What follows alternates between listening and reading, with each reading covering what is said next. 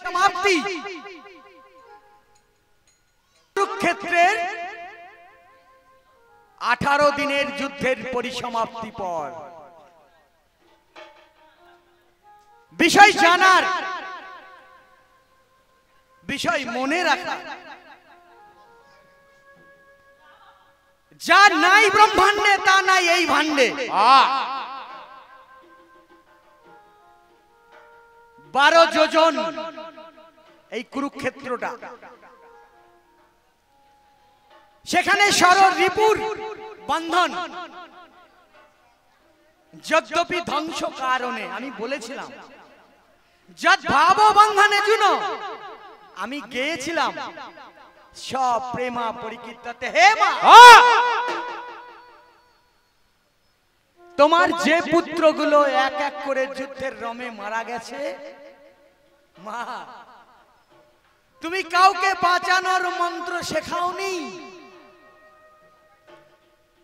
তুমি এই আগম নিগমের যে বার্তা, যে বারতা,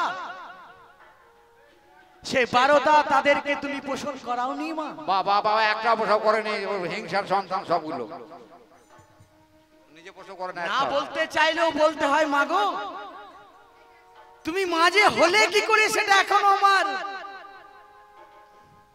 যদি প্রসব বেদনা না পাই সে মা হয় না গো, সে মা হয় না গো, সে মা হয় না, সে মায়ের বেদনা বুঝতে পারে না। না, একটা ছেলে মারা গেলে তার সত্যি করেই শোক হয়, আর ওনার এতগুলো ছেলে মারা গেছে তো ওই পাগলিটা ওই ছেলেটার রোষে আজ কি বলছে, সবকিছুতে তা নয় তা নয় তা নয় তা নয় তা নয় তা নয়। আপনারা কেউ শুনেন না? ও পাগলি হয়ে গেছে, এই পাগলিটার কথা শুনেন না আপনারা?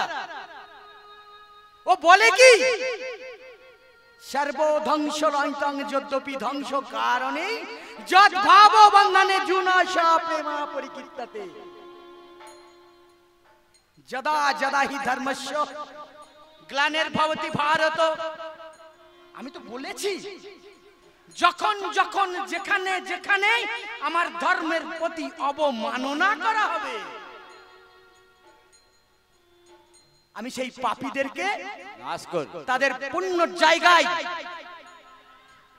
পুণ্য কাজের ফলস্বরূপ তাদের সম পরিমাণ আমি দিয়ে থাকি, আমি কৃপা করে থাকি।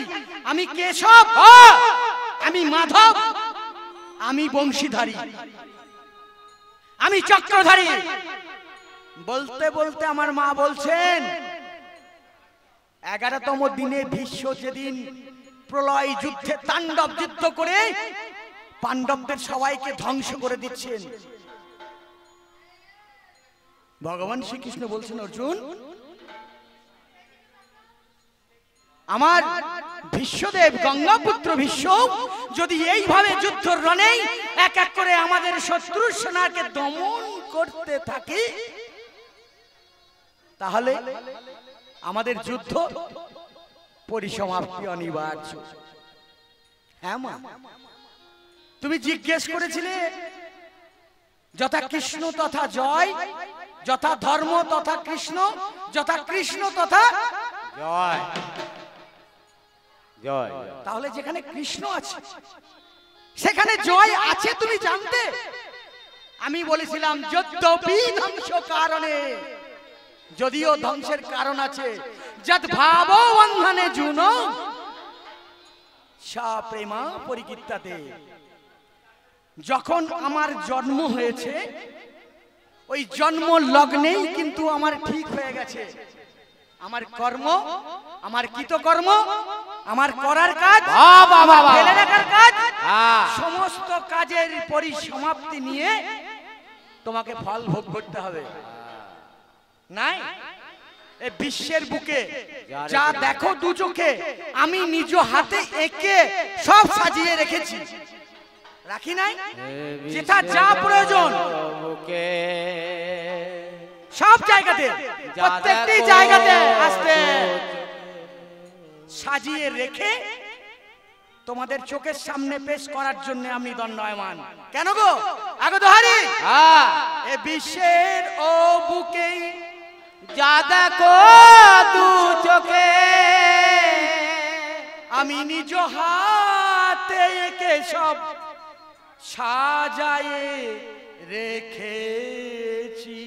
এ বিশ্বের বুকে যা দেখো দু চোখে, নিজ হাতে একে সব সাজায়ে রেখেছি। এ বিশ্বের বুকে যা দেখো দু চোখে, নিজ হাতে একে সাজায়ে রেখেছি। এ বিশ্বের বুকে রাখি নাই বাবা, প্রত্যেকটি জায়গাতে একটু লক্ষ্য করুন। আমি চোখ দিয়েছি দেখার জন্য, হাত দিয়েছি কাজ করে খাওয়ার জন্য, আমি তোমাকে বুদ্ধি দিয়েছি বুদ্ধি লাগিয়ে উদ্দীপ্ত করার জন্য। রাখি নাই যেথা যা প্রয়োজন রেখেছি আয়োজন, আর যেথা যা প্রয়োজন রেখেছি আয়োজন। যেথা যা প্রয়োজন করেছি আয়োজন, সাধো মতন গ্রহণ করিতে বলেছি।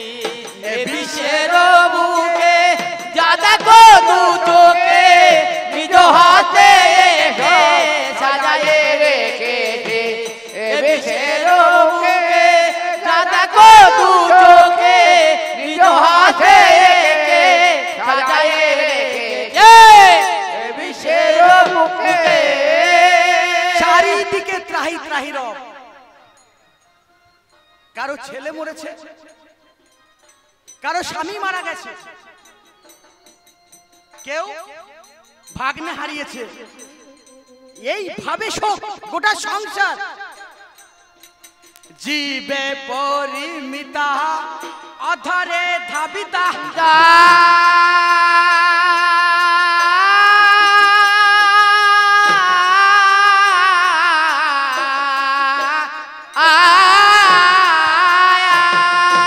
জীবে পরিমিতা অধরে ধাবিতা, কুসুমে সুষুমা পবনে রুক্ষতা, আর সুষুমের কুসুমা পবনের রুক্ষতা। মনের ব্যাকুলতা প্রভাবের পত্তাতা, সাগরে জলতা করিতে বলেছি। যা দেখো দু চোখে, নিজ হাতে একে সাজায়ে রেখেছি। এ বিশ্বের বুকে যা দেখো দু চোখে, নিজ হাতে একে সাজায়ে রেখেছি। এ বিশ্বের যা দেখো দু চোখে, নিজ হাতে একে সাজায়ে রেখেছি। এ বিশ্বের বুকে আর যেন কখনো এ ধরনের কথা না হয়। তুমি বরণ ডালায় নিয়ে গেছিলে, আমি বলেছিলাম আমি যদুপতি ধন, বরণ ডালায় নিয়ে এনেছ যাহারে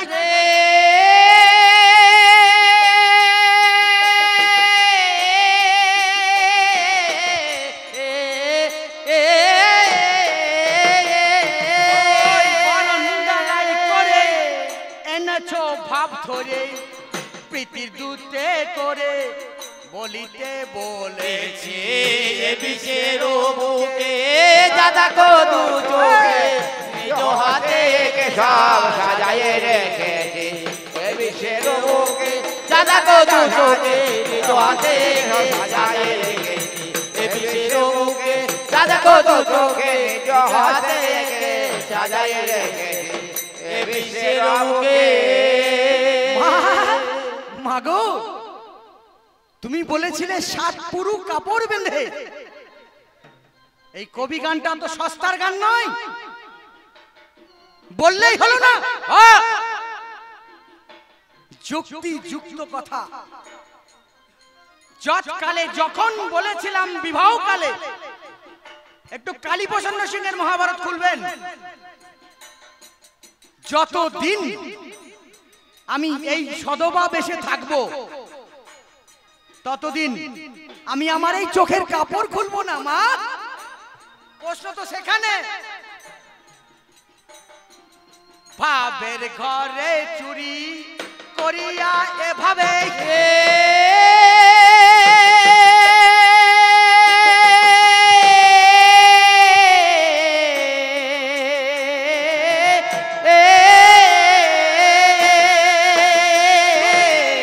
ভাবের ঘরে চুরি করিয়া এভাবে অভাবের তাড়নায় ডাকিছ স্বভাবে অভাবের তাড়নায় ডাকিছ সবারে এই মনের গুচ্ছ তারে ভক্তি শ্রদ্ধা ভরে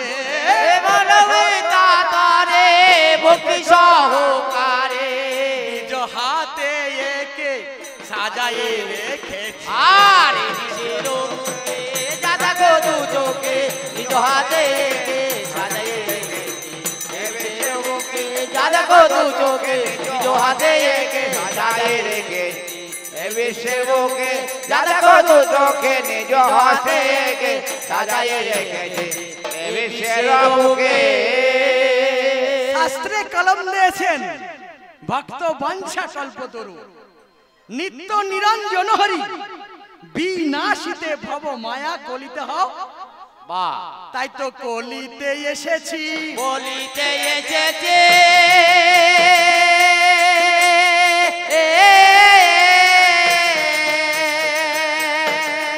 আমি ভাবের ঘরে ভাব দিয়ে গো কথা রাখতে এসেছি আমার ভাবের ঘরে ভাবে কে তো কথা বলতে এসেছে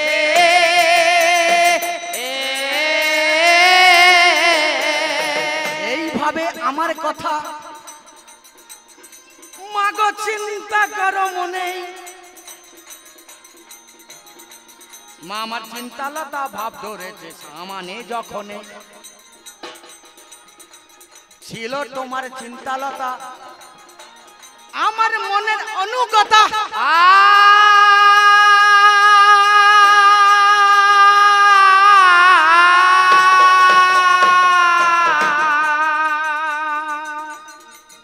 তোমায় জিজ্ঞাসা করে যাই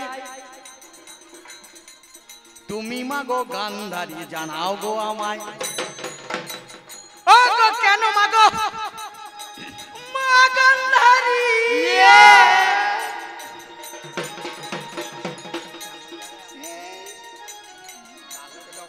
তুমি ভাবো বিচার করে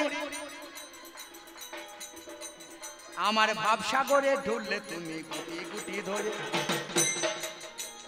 জানা ছিল তোমার কথা আমি ব্যাখ্যা করে যাই জ্ঞান গরিমা নাই গো আমায় তোমাকে জানাই। এক মিনিট আচ্ছা বলছে কেশব তুমি সর্বের কারণের কারণ হ্যাঁ বলেছি তো বাড়িতে পয়রা পোষেন ময়ূর পোষেন পয়রা পড়লে কি হয় পয়রা পুষলে বলে ধন সম্পত্তি বৃদ্ধি হয় ময়ূর পুষলে সুখ সমৃদ্ধি হয় গরু পুষলে নারায়ণের কৃপা পাওয়া যায় শ্রী লক্ষ্মী বিরাজ করেন কিন্তু আমার মা এরা শকুনি পুষেছে ঘরে বসেছে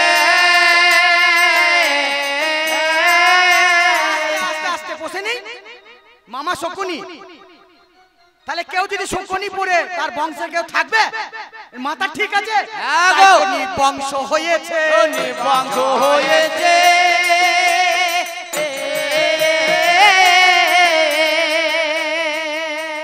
শাস্ত্র বিধান জানাই এলাম নি বংশ হয়েছে ও গো শাস্ত্র বিধান জানাই এলাম নি বংশ হয়েছে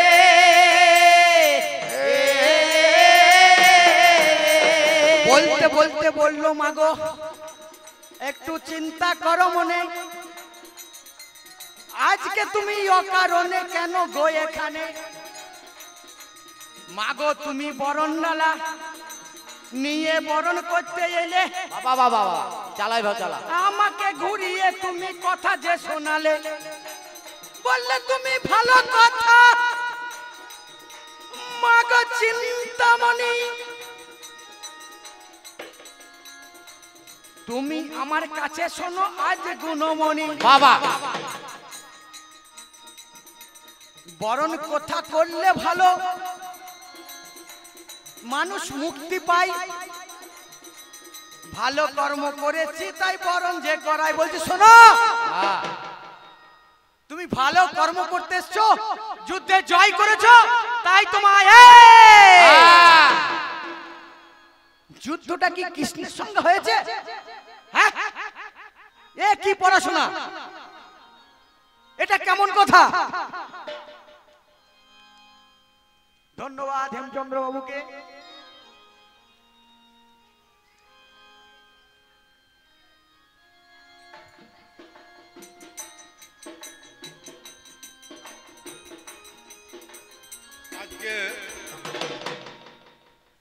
আজকে আসলে যদি আমার দাদুর নামটা না করা হয় খুব অপরাধ হয়ে যায়। স্বর্গীয় লক্ষ্মীনারায়ণ ঘোষ ওনার জীবদ্দশায় এই আসরটি চালু করে গিয়েছিলেন। উনি ওনার জীবদ্দশায় 37টা পুজো করে গিয়েছেন। আমরা এটা নিয়ে 5টা, এটা 42টা পুজো আমাদের। আমার দাদু খুবই আনন্দপ্রিয় মানুষ ছিলেন। উনি কবি গান কীর্তন গান এগুলো খুবই ভালোবাসতেন। আমরা ওনার পদাঙ্ক অনুসরণ করে এখনো সেইটা বজায় রাখার চেষ্টা করছি। আগামী দিনে সেটাকেও বজায় রাখার চেষ্টা করব। ঈশ্বরের কাছে প্রার্থনা করি রঞ্জিত দা, ইতিপাল এরা বাংলার কবির জগতে যেন দীর্ঘ ওনাদের সাফল্য আমি দীর্ঘ কামনা করি এবং রঞ্জিত দা যাতে বঙ্গ কবিয়াল সংস্কৃতির একজন শ্রেষ্ঠ কবিয়ালে পরিণত হয় আমি ঈশ্বরের কাছে সেটাও কামনা করি। তার সঙ্গে এই আসরে বেশ কিছু বাংলার বিখ্যাত কবিয়ালরা গান করে গিয়েছেন। কবিয়াল সনদ সাহা কোশিগ্রামের, বীরভূম, মুর্শিদাবাদ, নদিয়া থেকেও অনেক কবিয়াল বড় বড় কবিয়াল আমার এই দাদুর প্রতিষ্ঠিত আসরে গান করে গেছেন। আমি তাদেরও শুভকামনা করি। অনেকেই হয়তো তারাও বেঁচে আছেন, কেউ হয়তো মারা গেছেন, তারও শুভকামনা করি।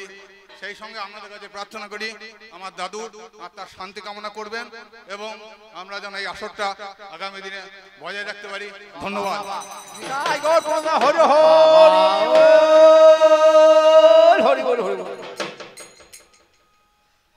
একদম বলে শেষ করার মতো নয়। সত্যি আমরা তখন অনেক ছোট, তখন থেকে শুরু হয়েছিল আমাদের এখানের অনুষ্ঠান। আজও শুনলেন 42 বছর। ধন্যবাদ হেমকে, আমাদের শ্রী শ্রী মায়ের শ্যামা মায়ের আরাধনায় মগ্ন ঘোষ পরিবারের সমস্ত কুশল কামনা, আমার গ্রামের কুশল কামনায় মায়ের কাছে প্রার্থনা করি হেমের বলে যাওয়া কথাগুলো মা তুমি যেন ওকে সাহায্য করো। এবার গানে ফিরে আসবো।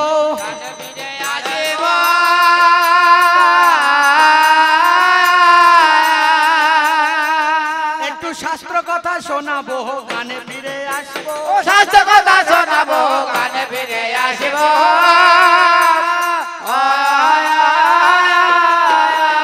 মা জননী গর্বিণী, মা জননী গর্বিণী, ও গো আমার মা, তোমার বুঝতে বোধাও কোথাও হয়েছে ভুল। তুমি কেন শোনো না, বলেছিলে আমায় তুমি। দেখো একটু চিন্তা করে 18 দিন পরে এলে তুমি আমার বরণ ডালা ধরে। বললে তুমি আমায় কথা, বরণ করার অনেক ব্যথা। একটু চিন্তা করো মনে।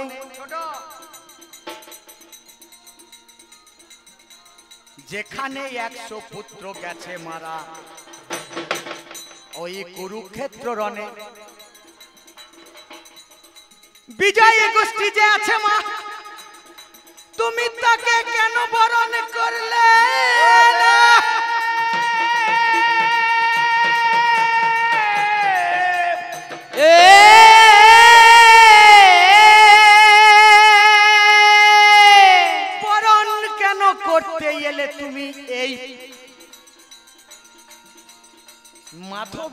মনে মাধবকে আর যুদ্ধ করে তোমাদের ওই রণে। সাবধান, বলেছিলাম আমি এথাই অস্ত্র তো ধরবো না, আমার কথা রেখেছি গো, মিথ্যা যে বলি না। ধরি না অস্ত্র আমি, শাস্ত্রে এমন কোন জায়গাতে প্রমাণ নাই অস্ত্র ধরবো না বলেছি তোমায় যে জানাই। কিন্তু আমি ধরেছি কি ওই রথের চাকা, তরবারি, ঢাল। আমি তো বলেছিলাম অস্ত্র ধরবো না, শস্ত্র ধরবো না বলি নাই তো। আমি বলেছিলাম নাকি শস্ত্র ধরবো না, সাপ মারবো না বলেছি, তাই বলে লাঠি চাপা দিয়ে সাপকে আটকাবো না। তাই তো আমি 11 দিনে ওই কুরুক্ষেত্র রণে রথের চাকা তুলেছিলাম। আমি ওরে মধুসূদন, আমার সুদর্শন চক্র সর্বদা রয়। আচ্ছা বলুন তো, জামা কাপড় তো গায়ে লেগে থাকে, এই জামা কাপড় পরে আসবি না। জামা পরলাম না, কাপড় পরলাম না, তাহলে আন্ডার প্যান্ট জাঙ্গিয়া বা গামছা পরতে পাবো না। আমি তাই তো শস্ত্র ধরেছি, শস্ত্র ধরেছে,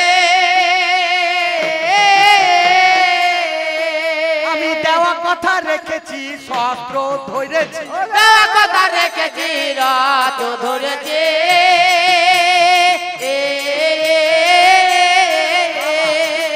এই পাগলি পিসিমণি, তোকে কে বললো মা যে এখানে অধর্ম হয়েছে? কে বলেছে?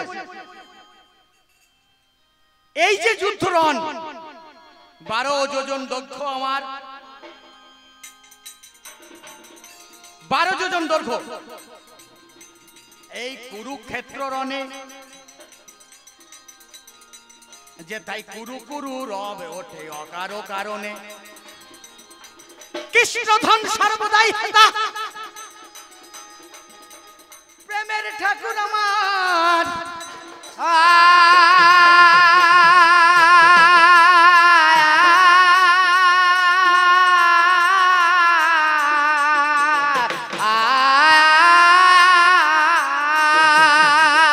আমার প্রেম চিন্তাময়, তার কাছে তো সুখ বিচার অবিচারও নয়। অবিচারের কথা যেটা, সেটা ভাবো একটু মনে। আমার কাছে আছে কে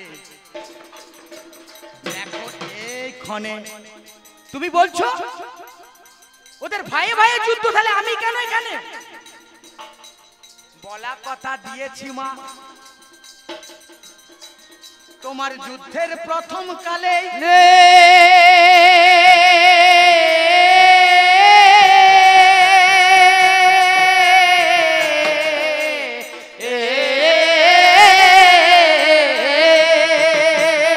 আমাকে যদি নাও তোমার পক্ষে, আমি যেতে আছি রাজি। যে একটু চিন্তা করো মনে। তোমার ছেলে বলল তখন, আমি ওসব তো মানি না। ঠিক আছে, কাল সকালে উঠে যার মুখ দর্শন করব আমি তার পক্ষে যাব। দিলাম এই কথা খানা।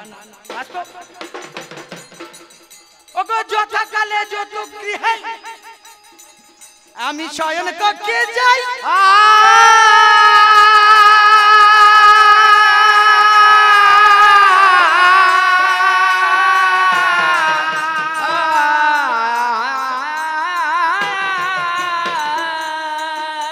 শয়ন কক্ষে গিয়ে আমি তো গোবিন্দ, ভক্ত প্রাণধন, ভক্ত বড় শক্ত কথা। বাবা বাবা বাবা, গুরু রয় যে বসে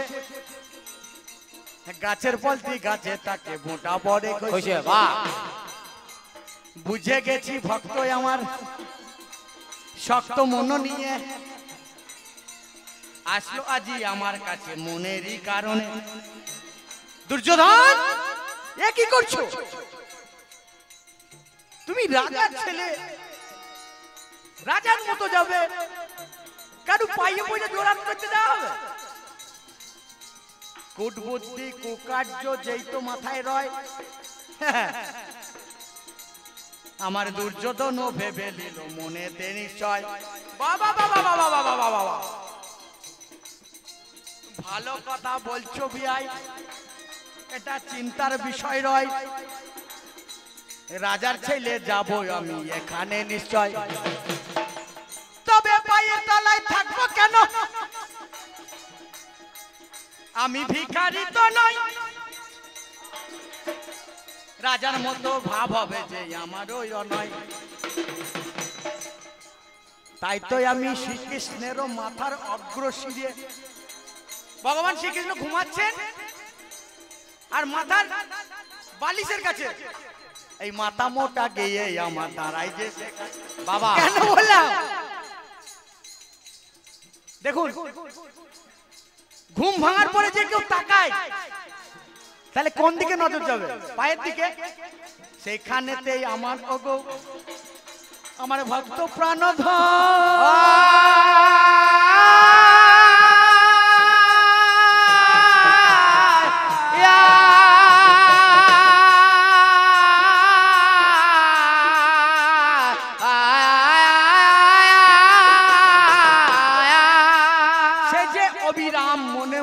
জপছে কৃষ্ণ কৃষ্ণ কৃষ্ণ কৃষ্ণ কৃষ্ণ কয় এখন। হে কৃষ্ণ করুণা সিন্ধু দীন বন্ধু জগৎপতি, গোপেশ গোপিকাকান্ত তুমি রক্ষমতি।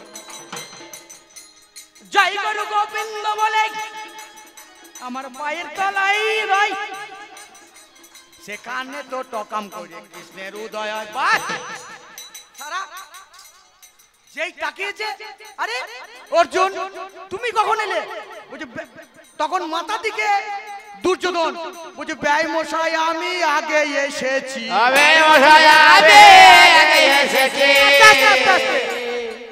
আবার কি তুমি কখন এলে? তুই ব্যয় মশাই আমি আগে এসেছি।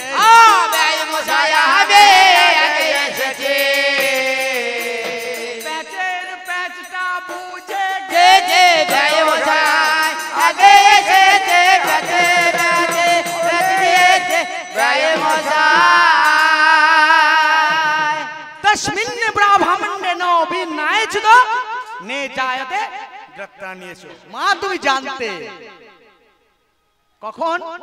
যথাকালে তোমার গর্ভে সঞ্চার হইবারে ব্যাসদেব কলম খানি তখন উঠি করে। 100 পুত্রের জন্ম দেওয়ার গর্ভ এটা নয়, তাই তো? 100 পুত্রকে জন্ম দেওয়ার মতো এই সংসার সমাজকে কলুষিত করার মতো তোমার 101টা ছেলে বুজরুকি পেয়েছো। মহাসতী দ্রৌপদী আমার পঞ্চস্বামী লয়। একটু মহাভারত পড়ে উদ্ধার করবেন তো নিশ্চয়। যথাকালে আছে লেখা 1 বছর একটা স্বামীর সঙ্গে সহবাসে হবে, 1 বছর পর আবার ফিরে যে আসিবে। যখন আসবে গরু ফিরে যুধিষ্ঠির ঘর থেকে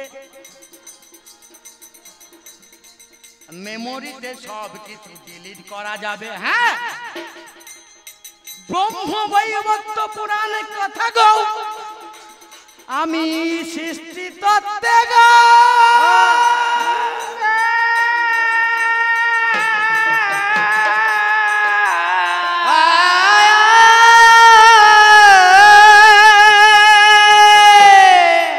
সেইখানেতে আমার কথা উক্তি দিয়ে যায়। এই গর্ভটা আমার অতটা শুদ্ধ নয় জননী, মাংসপিণ্ড হলো দেখো তখন ওখানে। কাটতে কাটতে যখন আমার 100 টুকরো হয়, তখন আবার একটা টুকরো আমার বেঁচে যায়। সেইটা তোমার নারী জন্ম, যেমন কর্ম তেমন কর্ম, একটু চিন্তা করো মনে। একটা কন্যাই আছে গো তোমারই গহনে, সেই মতো যে বলায় আমার, সেই মতো যে কথা, যৎকালে বিন্দুই আমার পতিতং পতিতা। এইভাবেতেই আমার কৃষ্ণময় সংসার রয়। কৃষ্ণ ছাড়া এ জগৎ সংসার কিছু নাই, নাই, নাই। আমি ব্যাখ্যা করতে এখানে এলাম, ব্যাখ্যা করতে এলাম। এবার ধর্ম যুদ্ধের কথাই